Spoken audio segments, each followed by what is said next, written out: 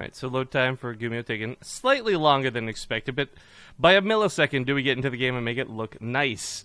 Thank you guys for watching the TING Open, everything up to this point and including what is now the round of 8. We got a lot of money stuff to talk about today because this is where players are in fact in the money. I'm Rifkin, casting with Zombie Grub, and we got a great Korean match to start off the day. In the top right side of Dusk Towers, we've got none other than the Blue Terran, GuMiho.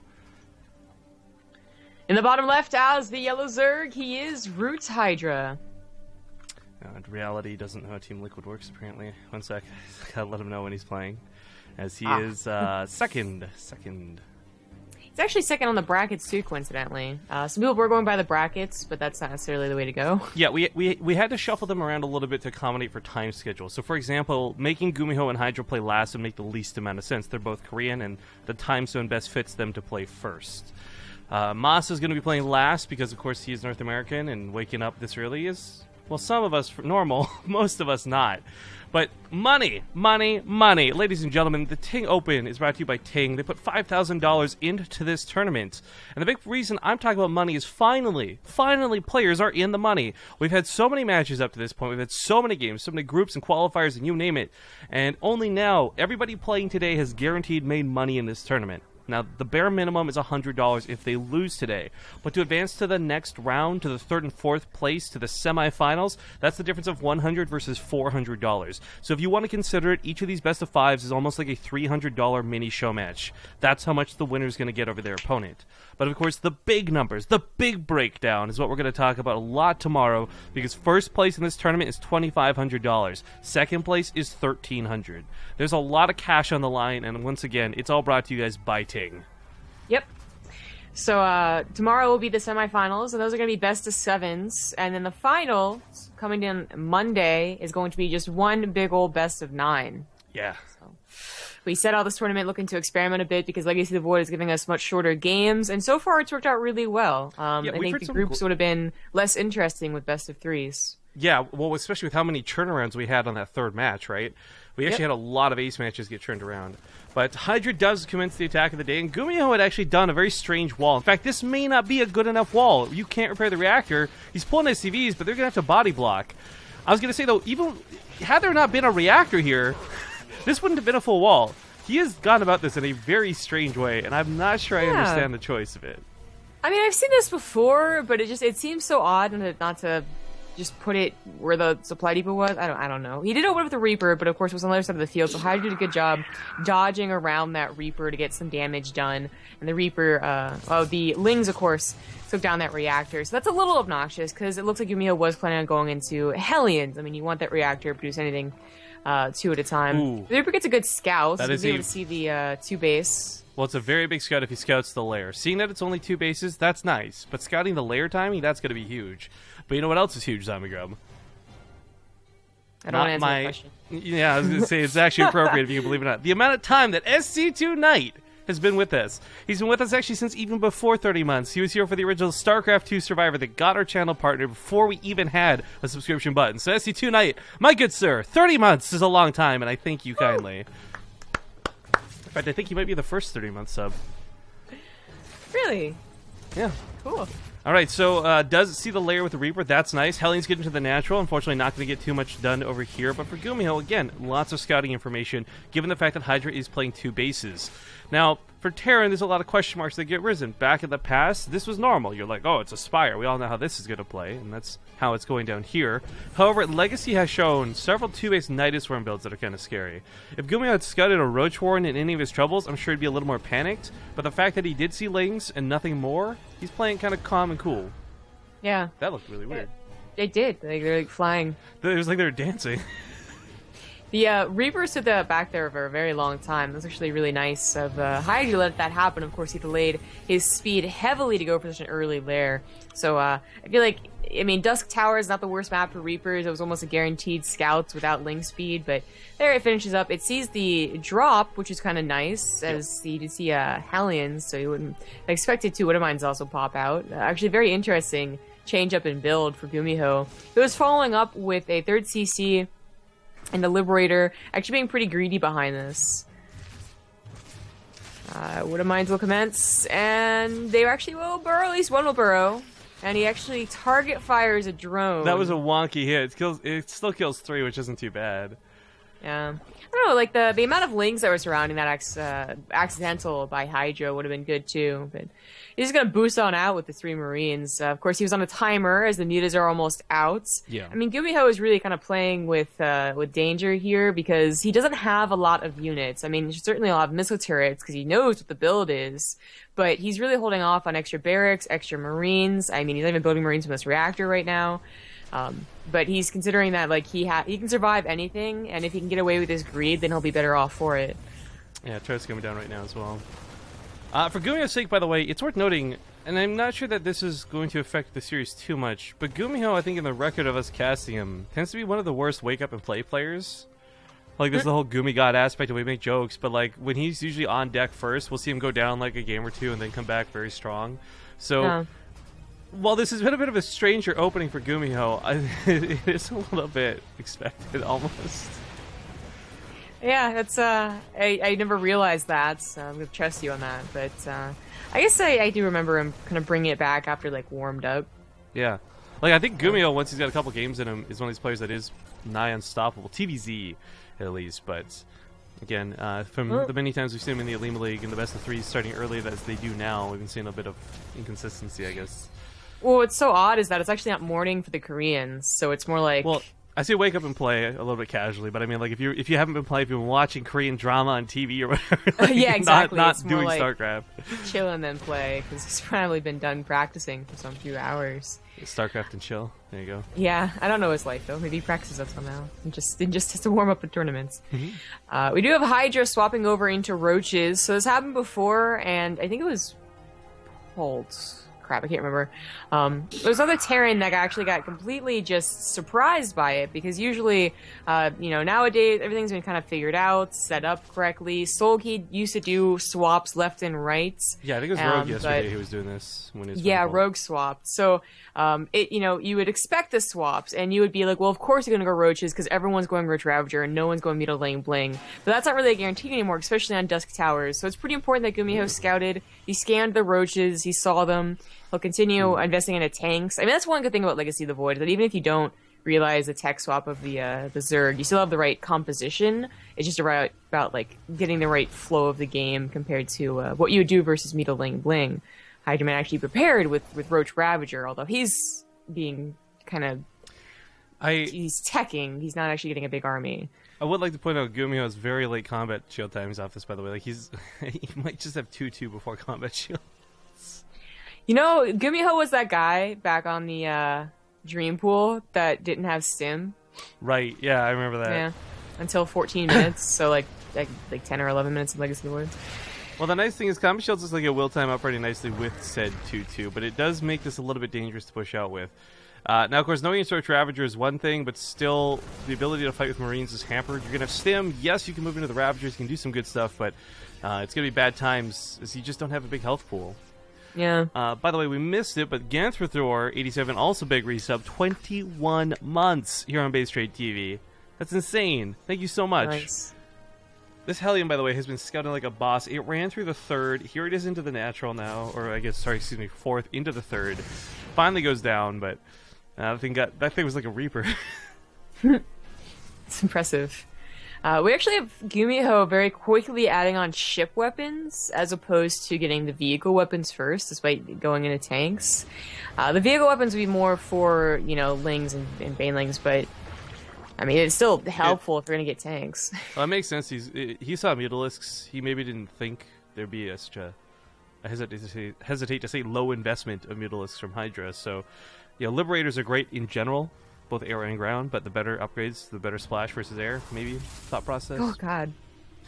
Oh, I noticed this when you weren't around. Oh, God, no. When I was casting GuMiho, he was also throwing down so many supply depots. I remember because I told everyone I feel so bad about their own play anymore. It was seriously 8 supply down, and I was like, wow, I've never seen a pro gamer with this many. Jessica Cherniga, so rude. That's a nicely sized army. It will have 2-2, and this missile turret was perfect. Yeah, the Liberators kill almost every single Roach. In fact, does go down through that. That's really nice. The Tunneling Claw is usually very sneaky. We've been seeing this happen a lot more versus Terran, which is weird because it was almost exclusive ZvZ before, but As long as you can get those... Oh, the corrosive piles right from above! Damn. Okay, this isn't too bad, though. Well. Even the medevacs going down, like, that sucks, but there's so many Marines here. Like, this is an insane number of Marines. As long as he doesn't eat a bunch of corrosive piles, he's just got the numbers game. Now, the tanks, if they can get involved with the fight, that'd be best, obviously, but there's more rallying forward. The Roaches are starting to die. GuMiho's 2-2, looking so strong, and there's no Liberators with this push. This is just the Marines. There's been very little tank involvement. There's been no Liberators. The Roaches are struggling to hold on, and Hydra bleeding out his last few Ravagers behind the mineral lines. This fourth base, is pretty much where Hydra's going to die if he loses his army. Yeah, here comes the Liberators.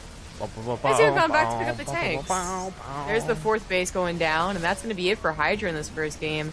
Just didn't expect the power of the first push. I guess he has a fifth base he's trying to drone to, and he does have an Ultra's cavern because he doesn't have plating. Where did the mutas go? They've been sitting idle on the top for so long, they can't get involved with the fight, but if they did, at least they got the Liberators. His goodness gracious, look at this Venn diagram of death. GuMiho, what a badass. What a good start to his series. Now I started getting some StarCraft 2 issues, so I'm going to relog really quick before we get into this next game. So be just a moment here. But those tunneling claws out of Hydra, it's kind of... So it's almost... I'm trying to think how to classify this. It's not really cheesy, but it's almost. Because tunneling claws, well, they don't cost so much that it takes away from your tech and you're sitting there like, oh, what could I have built instead of this? It is that dedication of like sending the Roaches in, hoping they don't get picked off, and if they don't, they do pay off. They'll kill a lot of workers. But GuMiho's problem in that game was never going to be in his workers. It was his army. It was so big. I viewed those tunneling claws combined with the Invitation Pit as like a warp prism. Like it was really supposed to buy a lot more time and keep GuMiho back at home, or at least make his attack more all in if he did lose like 30 workers because he didn't bother going back home. So Hydra put a lot of investment into that, which didn't seem like it because there was only like a handful of Roaches, but he really didn't want to have to fight at all. And even with a good fungal to start off, it's obvious as to why he didn't want to fight at all. I got absolutely tricked. Thank you to Raspberry for the 3-month resub. As we hop here into game number 2, it's on Orbital Shipyard. I'm ready when they are. And, oh, I forgot. After the first 2 series today, we're going to be taking about a 7-minute break because I have the video from Jesse where he played against the viewers. That's right, guys. The sponsor played against the viewers. Talk about that more in a bit. All right, game number 2 currently underway here for the TING Open round of 8. Spawning here in the bottom... Excuse me, top right side of the map. It is going to be the Red Terran up 1-0 GuMiho. It's too early for me to make these mistakes, man. Isn't that the perfect reason? It's too early? No. In the bottom left as the yellow Zerg, it is Root Hydra. Damn it, affected me. Okay, so Zomgrub and I, this is kind of a side fact here, guys. We've learned this over our many years of casting together, that for whatever reason, whoever's streaming... Just there's no objective reason for it, but if you stream, it's like your IQ drops like 100 points when it comes to doing things correctly. Wow. It sounds silly, but I mean you can attest this. Being the CSL streamer, you made the same goof ups I have. Yeah, I know. It just oh. Hey, wow, this guy's been subbed a long time. Yeah. Liquid Snoot, 17 months. Ladies and gentlemen, spawning here in the top right of the overlay, some blue text. It's going to be Team Liquid Snoot. Oh, hey, GuMiho's going for T-Rex. Yes, but it's the Orbital Shipyard, so it's probably not just 2. With the way he's, well, actually, it might just be 2, and he'll go to the 6 Reapers that we've been seeing a little more commonly. You know, we saw Ryung yesterday just go for 3 off of back of a T-Rex and got really greedy with it, so... There's multiple versions. By the way, that was kind of a cool swap with the SUVs. That was really fancy. That was smooth, is what that was. Yeah, it was. That's like when you see somebody do a pickup line and it works, you're like, damn. But by the way, for those who are looking forward to Snoot, he is on deck for the 3rd match today. He'll be playing against Ryung. And I'm not going to lie, Zombie, I think he's got what it takes. Although Ryung is looking really good. I think Snoot's got what it takes. I think it's really unfortunate, actually, because if Snoot wins, everyone's just going to be like, they're going to look at the results and be like, oh, Ryung's just like, why was he even there in the first place, right? Nah, Ryung's so much better now. No, I don't think he really is. A couple ignorant people on Reddit might think that. Anyone who's been watching this tournament knows better. Well, yeah, of course. That's what I'm talking about, though. That's why I said, they're going to read the results. They're not going to be here watching the games. Yeah, fair enough. All right, Reaper getting a little bit of damage then, but nothing too fancy, really. Doesn't get far enough back to actually scout the Roach Warren of Hydra. Now, Hydra, thank goodness he puts this down, because, I mean, this wasn't really like, oh my god, I saw Reapers, I better panic, put a Roach Warren down. This was just what he was kind of going for. And, having a couple Roachers out is going to help with a small amount of Reapers if it does only be a small investment, and it seems like GuMiho's not going to go too overboard with this. Of course, if there's 6 or more, that's when you start thinking about getting some Ravagers, but he's just kind of good to go. Like, this is not... Yeah. GuMiho didn't commit too much to this. Exactly what Ryung did, actually. Immediately added on the Tech Lab. He got 2 CCs. Thing is, Hydra, as much as he would love to use these Roaches for more than just defense, he really can't. Even against 3 Reapers, the grenades will buy too much time. They'll be too good on the ramp. If he really does commit, GuMiho can build a bunker to help out with defense. The only way that you can get these Roaches over here is either by getting fast overload speed and dropping, which is all once from Soul Key, and it was interesting, or a Nidus Swarm, which could be scouted by the Reapers. So. Yeah.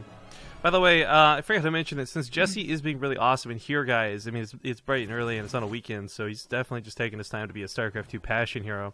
He is still representing TING, so if you guys have any questions about TING, he's definitely the man to ask. He's doing a great job fielding everyone's Q&As, especially when it comes to things like what are the data rates like, what's this like, is it better for me? And he's very honest. Like, there's been several instances too where people have asked him a question. He's like, you know what, you're better off on wherever you currently are with an unlimited package. So I'm just vouching for his legitimacy and cool factors, guys. But he cannot play StarCraft for shit. Go, wow. Maybe you should 1v1 him and see how much you play. Well, we're supposed to. Remember, you're gonna coach him or whatever, and I'm gonna do my best to not embarrass myself. I set it up for a segue. See? Yeah, we don't know when we're gonna do that. That might be after the finals. It might be before the finals. We'll talk about it, I guess, off stream after today's all said and done. Yeah. All right, so the Reapers were not even really an issue, so I can't even say they were dealt with. Right. They were dealt with in the fact that they weren't an issue. There you go. Yeah. So the 3 base now for GuMiho. Hydra getting his 3rd base now too, but I really feel like whenever a Terran does this opener, especially if they just do the 3 Reaper opener, they do get kind of ahead. Hydra going for 2 base Roaches is never ideal, and holding off on his 3rd base, you want to get that immediately, or you want to get your speed immediately. You don't want to invest into these Roaches. But he's going to make the best of the scenario. He's only up 7 workers, and with GuMiho having the option of taking his 3rd base soon, is that going to be totally great? This is with a tank and a medevac. This push, while small, is incredibly potent. There's a position you can abuse down here with a tank. It's almost like Arena in a little bit. Goes to the tank on the right side. It's still good. The idea is that there's not enough corrosive bios to force the tank out or away. So the bios got a little bit more maneuverability. As we see, the Roaches get so low, the Marauder and the Marines just execute. Hydra can't really engage into this with what he currently has, but he also doesn't want to give away the base for free, so that's what's making this such a difficult engagement spot. Yeah, well, Hydra's being super greedy. I think he really anticipated GuMiho doing a push when 1-1 was done, for instance, which GuMiho actually held off on for quite a while. Only just starts right now in favor of getting, the medevacs out and the tanks out, and actually Liberators more than medevacs. The economy game has been won for GuMiho for the most part. His 3rd CC was just put on location. Hydra catching up a little bit now, and getting upgrades as well for the Ultralisk Cavern. Now, GuMiho doesn't get the 3rd base. Scared Hydra a little bit for sure, but it looks like he will have to deal with Ultras. We'll see how he deals with Ultras. We saw Ryung yesterday deal very well against Nurchio, who's going nothing but fast Ultras. Yeah, and I don't even think Nurchio was playing all that poorly either. It's not like he just sacrificed a bunch to get fast Ultras. Nurchio played fantastic yesterday, and we saw Ryung, as a Terran player, choose to use Marauders.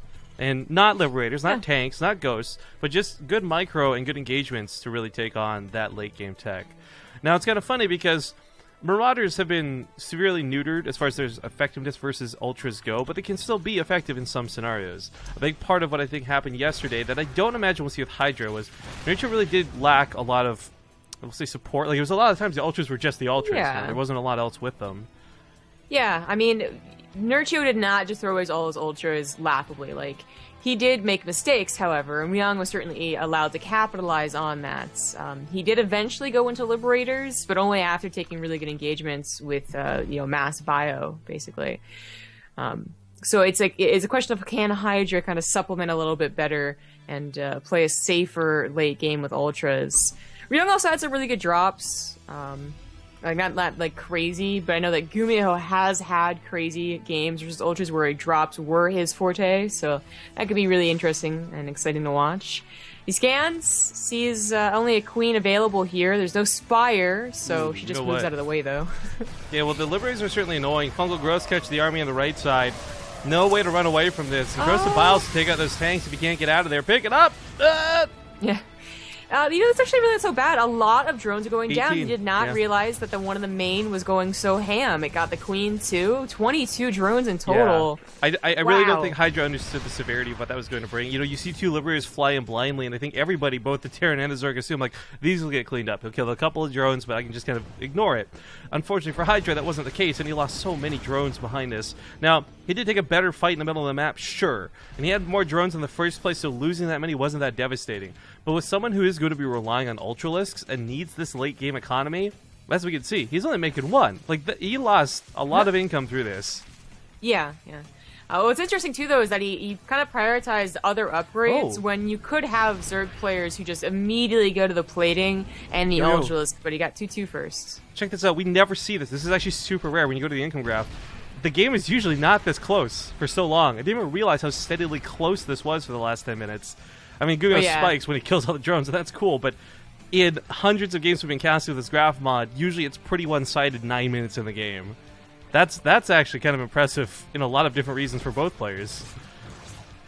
Well, Sportcrawler is going to try and help out versus... Okay, just with the drop, good. Should have definitely gotten that drop. But help out versus drops or Liberator harassment, and he is going to continue to kill more drones. Unfortunately, can't stop plating. We can stop further ultras from producing. The Lings, however, do get back, and they are upgraded.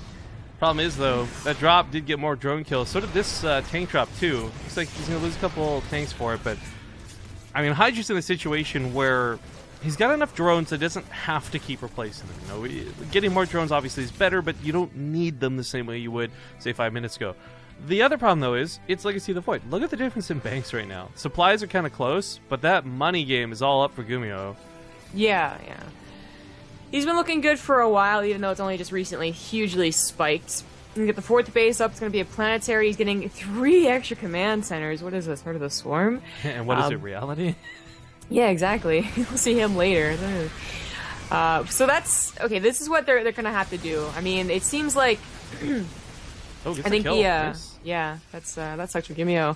That's between Ryung and GuMiho, it seems like the Koreans are really figuring out how to play this late game pretty well. I mean, you had people before either like they'll attack and they'll be like, oh crap, ultras are out, and they'll be like super passive, like slowly get up to a 4th base, slowly get their Liberator counts. But Ryung and maybe GuMiho, we actually haven't seen him move out with his army yet, was doing really well with the ground while doing all of this and dropping and whatnot. So. It just seems like a better late game for Terran when we witness games in this tournament specifically than what we've witnessed in, I guess, like the IEM or Go for StarCrafts or whatever. Not that we've cast those in a long time. So, actually, this is really cool. This reminds me back when BC was playing Super Turtle, right? We had a lot of players breaking him with Nidus Worms. Now, I don't know that Hydra, is going to overcommit to this, but there's not going to be much units at home, and that rally's not going to be available right away. Lots of Lings with Adrenal Glands getting out. That's going to pick off armors, SCVs, and more importantly, production. I think we all know this is the golden rule of Terran versus anything. If they lose their production, they start losing the game. So the Nidus Worm comes out. The Liberators can't shoot the Nidus Worm. They can only shoot what comes out of it. Lots of Lings manage to escape, get to that mineral line, driving the SCVs off. I love... It is pure Liberator defense against Lings and an SCV surround on the Nidus Worm. Looks like that drop got cleaned up pretty well over here on the left side, too. Liberators aren't really supposed to be able to clean up Lings. But, okay, he cleans this up. But look how much that drew that army completely out of position. All he has to do is pull it off one more time.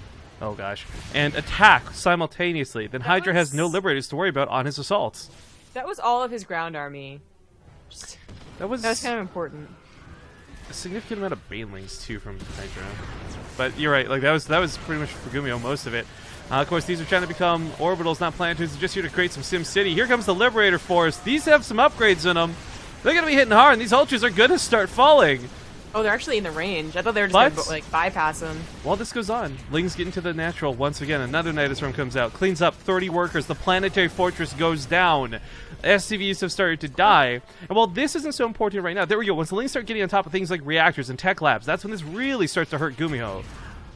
Good news, everyone. We have 1,200 minerals in the bank, so whenever this is cleaned up, he can replace the SCVs, and he has a bigger army right now, too. The Liberators don't actually have a counter. Like, there's really not that many Ravagers anymore. Those died in the attack, too. Queens are not plentiful, not that they would really help out anyways. And, of course, there is no Spire, or there's no Corruptors. There is a Spire. And I think that is something that Hydra's going to have to add on, or he risks throwing the game by attacking further into a defended, Liberator position. Because GuMiho had to make a mistake. He had to defend with his Liberators. Hydra noticed that. That's why he attacked. But hopefully he's going to be defending with ground units now and sieging up with Liberators on his important bases. By the way, I just want to know, I'm terribly upset that you didn't Farnsworth that. Like, good news, everyone! Thought about it, but this is actually something I don't know if I like from GuMiho. Okay. Yeah, that's all of his Liberators. He's gonna kill all the Overlords. Hold the phone, Zombie Grab. If Hydra can't build anything, then this isn't a problem. Oh my 10 goodness. Corruptors are also not going to be able to deal with this. The eggs are getting killed. GuMiho is abusing the most gross Terran unit in the game. However, Hydra's still getting kills while this goes on. Base on the left side, undefended. Ultra is contesting the army in the middle of the map, and those Liberators, as cool as it is of what he's doing over here, Hydra still has a base on this side. Like, GuMiho's actually worse off. As gross as that looks, right? We're looking at the Liberators, we're laughing. We're like, what a stupid unit of nerf Terran. GuMiho's actually losing the game. Okay, well, he can just lift everything. That's the benefit of having nothing but commands, orbital commands. And he picked up. Spread. He's going for Hydra, base trade. That's Hydra spread. happening. Hydra spread. Don't. Oh god, the clumps. Yeah, like all the Liberators were not in liberation mode, so they do fine against this very small number of Corruptors. And now Hydra has to pull back. He's not going to take on flying buildings with Ultralisk, and that's where the Ultras are going to get sieged up by the Liberators. Yeah, he had to spend so much of this money building Overlords just to build units, so that production's so delayed. Spire goes down. Medevac's going to be a pain. He can't run up and down this ramp. All those Liberators. Oh my god, the overkill. There's like a gajillion damage going into each of these Zerglings. Look at the Ultra, it's going to fall if he goes into that. Okay. What's happening? But he's camping eggs. This is where the Liberators really become ridiculous. They're destroying the eggs, so Hydra can't even produce units. Meanwhile, on the other side of the map, GuMiho was doing pretty well, forces the lift off, the command center's burning. There's no money to repair with. But as you said, he could lift off. He brings the command centers to Hydra's side of the map, and Hydra, frankly, doesn't have a way to get up that ramp. But without getting up that ramp and into the main, there's no way to finish off his opponent. So the problem is these Liberators. I like the Roaches. I like the idea of Ravagers so much better in this situation, but I don't know that he's got time to get to them. I don't think so. They're going to be coming out one at a time. A lot of them are coming out here. Oh, gosh. They won't be able to handle this mass amount of bio. That does have 3-3, by the way, so GG. GG. Oh. Wow. What a way to win a game. What a game. Liberators, ladies and gentlemen. You know what's funny, though? I'll be the first one to call bullshit on Liberators in that instance, right? But that's also like the first time we've seen Liberators look that good. Like... Well, okay, that was the first time we've seen that many Liberators, first of all. He got up to an extreme count before Hydra was like, maybe Corruptors will be a good idea. And also, it's the first time that we've seen Overlords be a problem since Heart of the Swarm and GuMiho's Vikings, isn't it? Yeah, good point, GuMiho's Vikings. I was going to say, though, that also reminded me a little bit of like a Lily Canine game more than anything else. Yeah, that was a silly way to win the game, but it was also a smart one. Yeah. Like, I thought he was going to lose all his Liberators in a desperate gambit to kill all the drones, and instead, he just waited for the Corruptors to pop and kill those, the Overlords. Whatever works. Tell you what, guys, we're going to hit up a small break while we get into game number 3. Don't go anywhere. We'll be back in a few moments. Just taking a small shortcut here, or small break. Be back 1 second. It is 2-0 in the favor of GuMiho if you're just tuning in, folks. I do want to remind everybody that this is actually Korea versus Korea. Most of the time we've seen Hydra, most of the time you will ever see Hydra, he's usually in the Root Gaming House, and it's usually in California. Unfortunately, we don't know why he's in Korea. I've made the assumption that it's a pit stop on his way to Shanghai for the WCS events, but regardless, it is Korea versus Korea. So one of the small times we have perfect latency between two players. Spawning in the top left, though, he's going to be the Red Terran, up 2-0. Gumi God himself, GuMiho. In the bottom right, as the yellow Zerg, wow, he is Hydra. Going for a bit of a gamble. Yeah. So, it is a 4-player spawn map, so it makes sense just at the beginning in that regard. And then second, most Terrans are doing a Reaper expand. So, the Reaper ideally does not scout this, nor does the SCV. Basically, just don't send an SCV out. The Reaper takes forever to get over here. And this actually bypasses the Reaper at first and cancels the command center, which is a big setback for the Terran. In GuMiho's case, he might even get in the main, because he put his first supply depot over by his refinery. Yeah, Terran players who do this, it's like leftover greed from the days of old, and I feel like the extra 5 or so minerals now that you save with this, actually, was it like 10? Point being, it's you have so many more SCVs to work with, it's usually not that big of a deal. But the problem with this comes to the fact that Lings are going to have speed. Now, again, it's a bit of a gamble for Hydra, but he can deal with the Reaper, and the fact that it looks like there is going to be a command center before any incentive for a wall-off, he doesn't even need to kill the command center. He could go straight to the main. Yeah, so he's got a lot of Baneling Nest on this, and I think this is what makes sense, because it wasn't just a pool first, it was a 14 pool, or, you know, whatever it is. Like, it was an early pool, so he's really going all in with this. You could do the same thing I was talking about with, like, just a pool first, if you time it out correctly and you get lucky on the scout, as Hydra almost did. Okay, GuMiho is sending his Reaper to the top.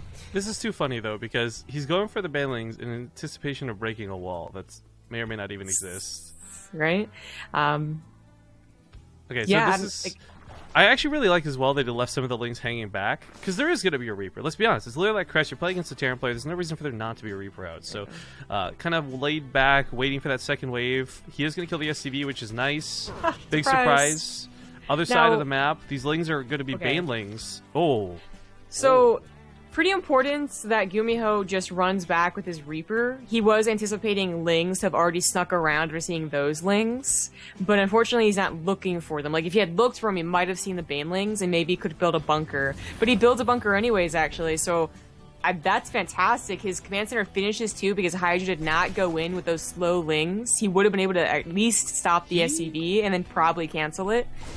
Yeah, I'm actually not sure about, as you say, maybe should wait to get more Banelings out. Because he's not going to be able to out DPS, this is the problem. He needs Banelings. This is just failing miserably. I'm not sure why he's throwing Lings away into this. This seems like a huge mistake. The Baneling in the back, like... this is game now. Like what? Hydra, you're better than this. Maybe he's a little bit tilted? Yeah, GG. GG. Dang! Alright, well, ladies and gentlemen, GuMiho will take a 3-0, knocking Hydra out of the tournament. But once again, it is worth noting, Hydra has secured himself $100 at the very least. So he does walk away from this tournament with some money.